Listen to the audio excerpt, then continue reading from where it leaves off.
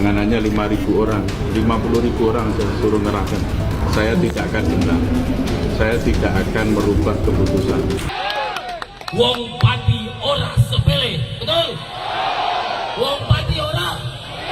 Wong pati ora.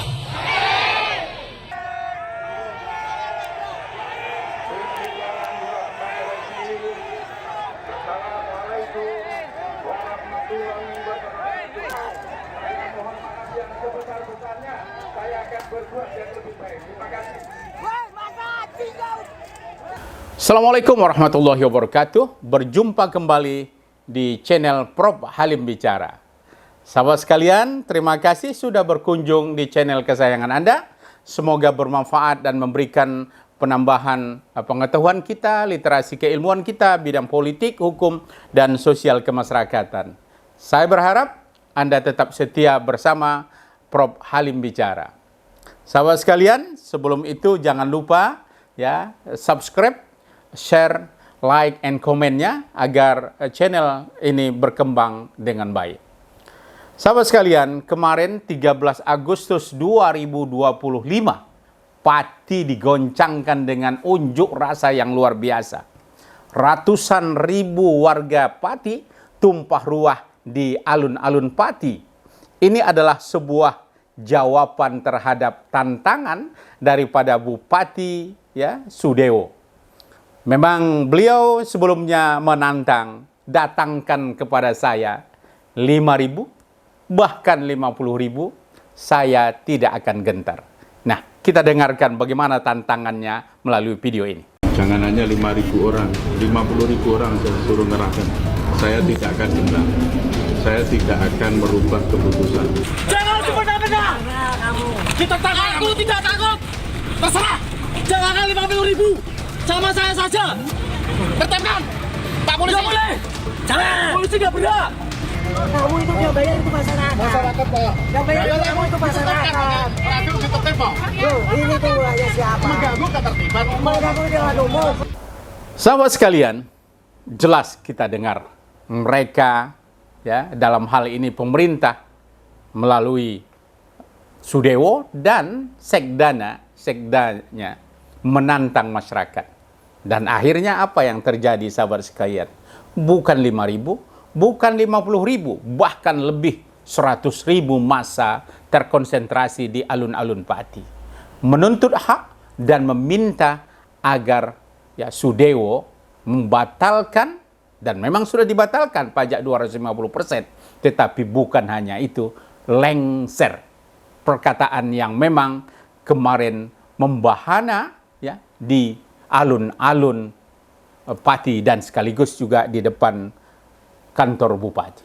Sahabat sekalian, hari ini kita akan membongkar kenapa permintaan maaf dari Sudewo dianggap sia-sia dan bagaimana kebijakan ini sebenarnya menghancurkan kepercayaan dan kecintaan rakyat kepada beliau sebelumnya. Pati bukan lagi sekedar bicara pajak, tetapi sudah bicara tentang harga diri dan masa depan.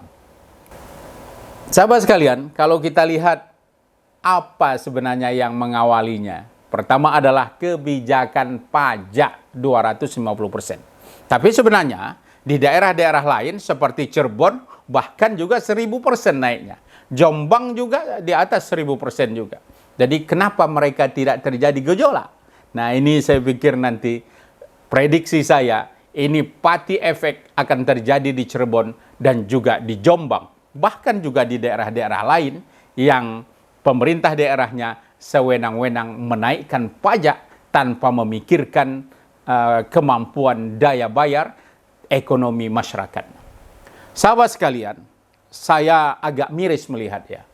Agak miris melihat di tanggal 8 kita lihat posko-posko ya, masyarakat sudah membawa air, minuman, kemudian makanan, snack dan segala macamnya. Mereka buat posko dan terkonsentrasi di depan kantor Bupati. Tanggal 9 sahabat sekalian, ya, terjadilah apa yang disebut dengan ya, sekdanya datang dan ingin membubarkan karena dianggap posko itu dianggap adalah bagian dari mengganggu ketertiban umum. Mereka melawan, mereka turun dan menghalangi, meskipun harus berhadapan dengan Satpol PP. Kenaikan PBB 250% adalah tumbal bagi tergulingnya Sudewo dari kursi bupatinya. Ini sebuah pelajaran, sahabat, bagi para pejabat-pejabat daerah yang sedang berkuasa. Mereka harus tahu bahwa pemimpin, seorang bupati, mulai dari kepala desa, camat, bupati, gubernur, dan presiden, tidak bisa sewenang-wenang memberlakukan hal-hal yang mereka anggap baik, sementara bagi rakyat belum tentu baik. Disinilah, sahabat sekalian, diperlukan seorang pemimpin yang paham bagaimana keadaan nasib rakyat. Kalau kita lihat janji Sudewo ketika debat di KPU dalam rangka debat antar kandidat, statementnya keluar adalah tidak akan menaikkan pajak. Janji-janji ini tinggallah sebuah hiburan ketika debat kandidat pada masa kontestasi Pilbub. Tapi sahabat sekalian, ini pertanda sebenarnya, ini pertanda seorang pemimpin yang malas untuk berkreasi menambah pendapatan APBD.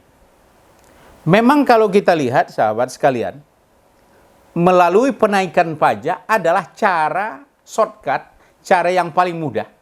Karena dianggap tidak perlu kerja keras, tidak perlu kerja yang panjang, cukup naikkan pajak, bebankan kepada masyarakat, apakah itu pajak PBB, apakah itu pajak kendaraan, dan pajak-pajak lainnya.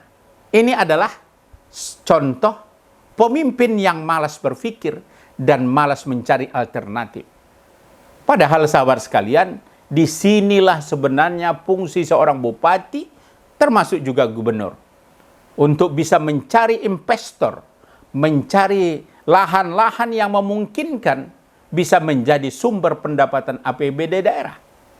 Kalau cuma hanya menaikkan pajak PBB, kendaraan, dan pajak-pajak lainnya, semua orang bisa. Tidak perlu memilih calon bupati atau bupati yang pintar. Cukup ambil siapa saja bisa jadi bupati. Karena cara dia menambah APBD, pundi-pundi keuangan daerah hanya membebankan kepada rakyat. Saya pikir ini adalah kesalahan.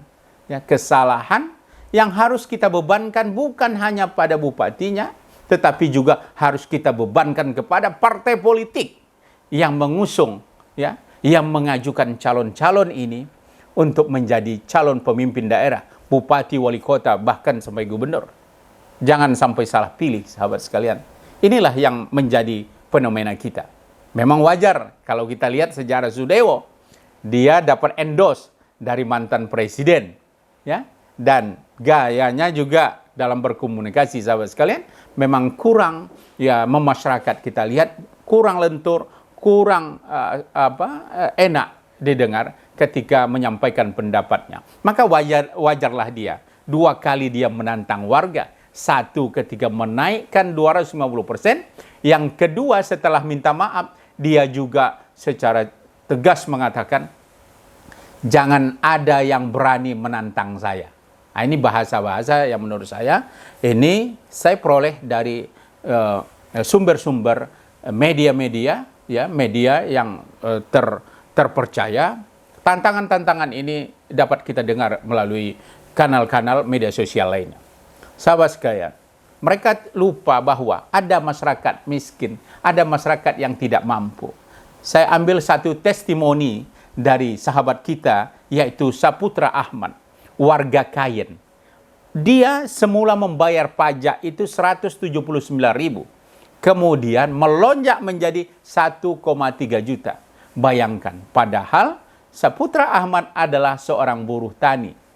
Jadi ini juga saya pikir perlu dipelajari oleh pemerintah daerah, ya. Kemudian dinas pajak juga harus mempelajari. Ada klaster-klaster yang memang harus dipelajari dan diteliti sehingga tidak memberatkan. Yang kedua, juga yang dialami oleh Tukul, Ketua Pedagang Kaki Lima Kembang Joyo. Dengan kemampuannya sangat terbatas, sebelumnya katanya dia membayar hanya 36.000. Dan kemudian pada tahun sebelum ini ada kenaikan menjadi 60.000. Jadi menurut Pak Tukul ini tidak benar katanya 14 tahun ya tidak pernah naik pajak ya sebagaimana yang disebut oleh Bupati Sudewo. Bahkan sebelumnya sudah juga naik pajak kata Tukul, yaitu antara 10 sampai 20%. Nah, sahabat sekalian, saya juga heran. Kalau permasalahan ini adalah kita bebankan kepada Sudewo, jelas Sudewo salah. Dan tentu dalam hal ini dia mengambil kebijakan itu dengan camat, dengan kepala desa memusyawarahkan. Tetapi harusnya ketika ini ditetapkan oleh Bupati, DPRD kenapa diam? Kenapa DPRD tidak bertindak? Kenapa DPRD tidak menanyakan sebagai lembaga pengawas ya, yang mengawasi eksekutif? Legislatif harus bisa mengawasi kebijakan-kebijakan daripada bupati. Dalam hal ini menurut saya tidak fair juga. DPRD itu tidak kita pertanyakan. DPRD seharusnya sebelum terjadinya dan launching ini kenaikan, saya pikir DPRD juga harus mengawasi dan meminta keterangan dari bupati. Tapi nyatanya sampai kepada unjuk rasa tanggal yang mulai terlihat tanggal 8, 9 dan puncaknya adalah 13 Agustus, DPRD tidak pernah berbicara sekalipun. Apakah ini karena Sudewo adalah berasal daripada partai besar yang sedang berkuasa? Tentu saya pikir tidak boleh seperti itu. Dan ini juga terlalu terlambat menurut saya partai pengusung untuk mengoreksi dan mempertanyakan ini kepada Sudewo. Jadi dalam hal ini saya tetap mengatakan DPRD sebenarnya harus bertanggung jawab. Nah, selain kebijakan itu juga adalah minim sosialisasi. Sahabat sekalian, apa yang terjadi? Unjuk rasa sudah pecah dan semua masyarakat yang mengunjuk rasa minimal yang hadir kemarin itu menyatakan Sudewo harus mundur. Dan niat dan keinginan masyarakat kemarin telah dibuktikan dengan mereka meminta DPRD untuk melakukan hak angketnya, menggunakan hak angketnya, dan sekaligus pembentukan pansus pemakzulan daripada Sudewo. Saya pikir sahabat sekalian, Bupati tentu dalam hal ini di ujung tanduk, dan DPRD bekerjalah dalam waktu maksimal 60 hari agar apa yang terbaik bagi masyarakat Pati.